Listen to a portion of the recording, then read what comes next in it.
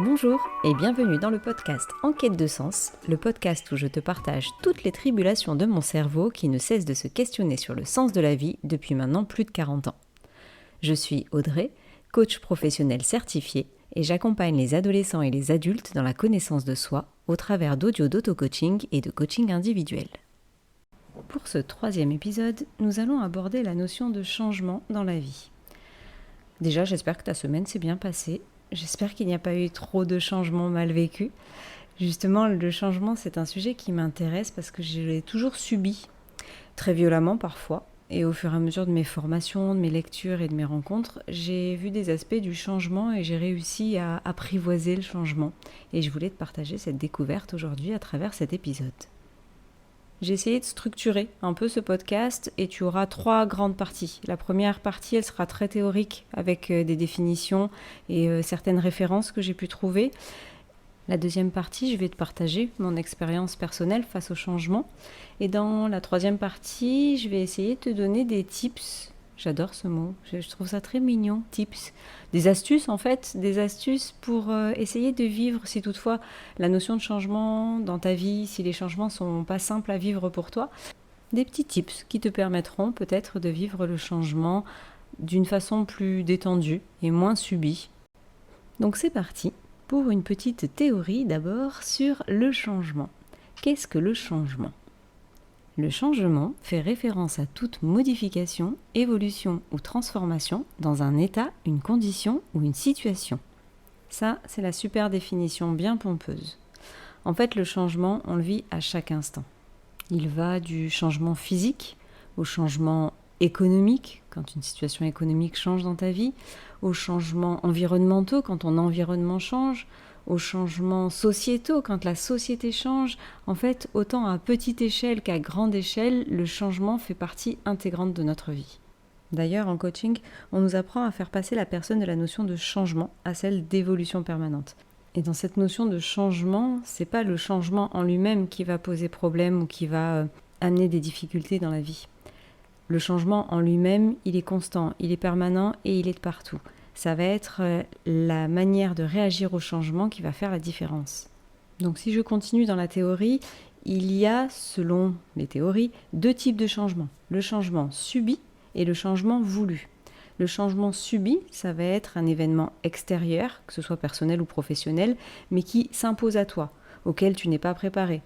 Et souvent, il est plus difficile à aborder, il passe par une phase de deuil, c'est-à-dire de faire le deuil de la situation précédente, et c'est cette phase qui est la plus délicate. Et dans le changement voulu, en fait, là, c'est toi qui veux apporter des modifications.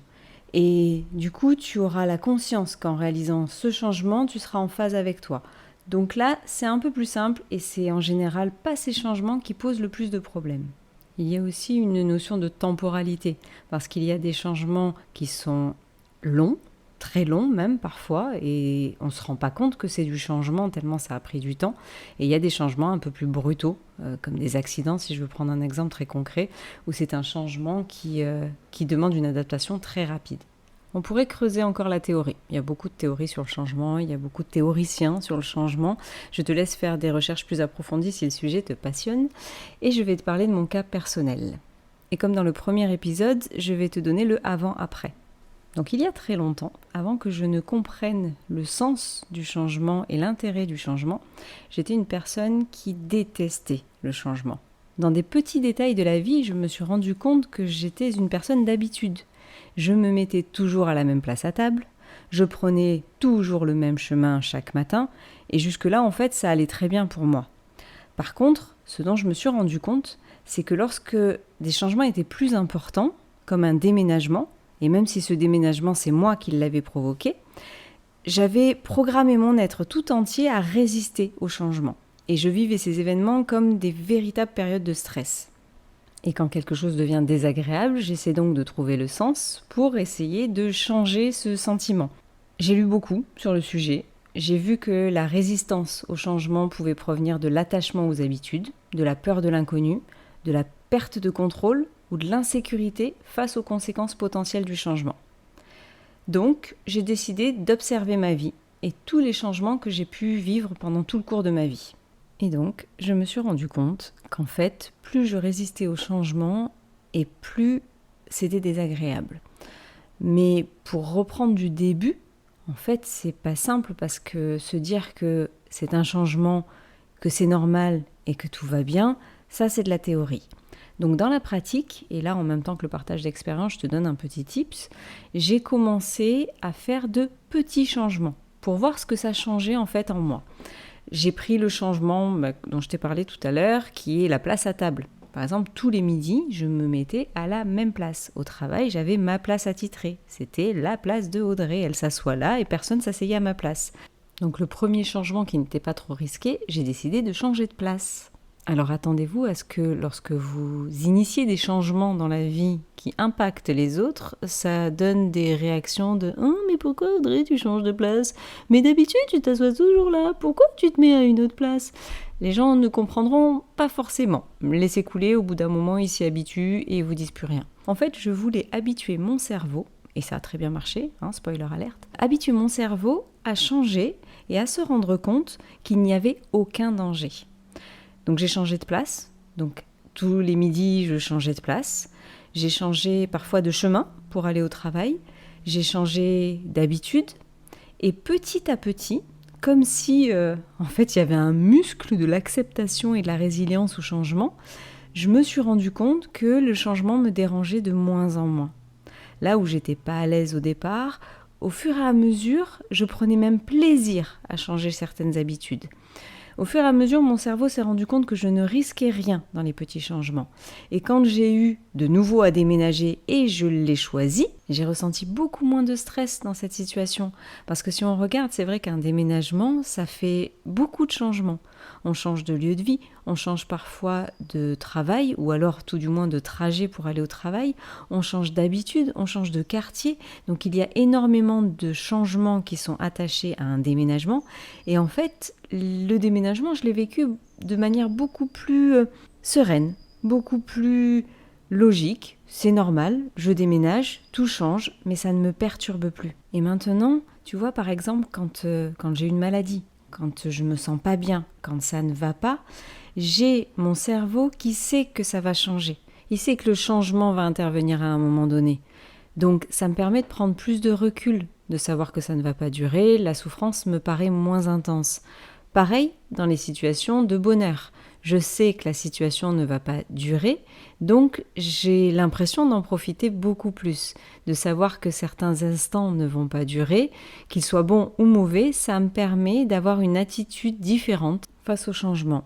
Ça me permet d'être beaucoup plus souple, d'être beaucoup plus résiliente face à certaines situations. De toute façon, tout change.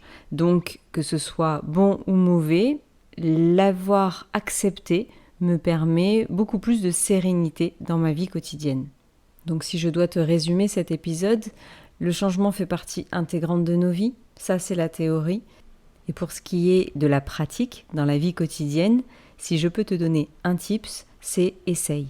Teste de changer des petites choses dans ta vie pour voir si ça change ton rapport à la notion de changement, pour voir si tu le vis mieux, pour voir si c'est plus fluide pour toi et plus serein.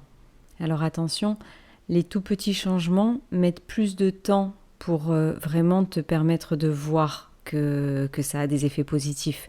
Mais sois persévérante ou persévérant, essaye de voir si tu ne risques rien à changer de place à table.